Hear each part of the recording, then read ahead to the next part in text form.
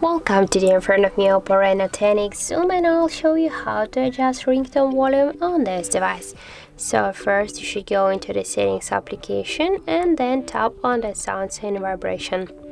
Here is we got the ringtone volume panel, and just to change the volume of your ringtone you should swipe this dot to the left or to the right with your finger.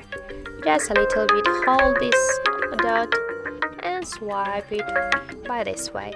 Also, we can do it by the second way. You just should be sure that here in the volume button function you got selected the ringtone volume, not the media one.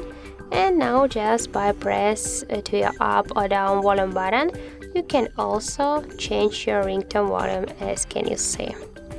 And also you can do it by the third way, just by swipe this volume panel with your finger up to the up or to the down.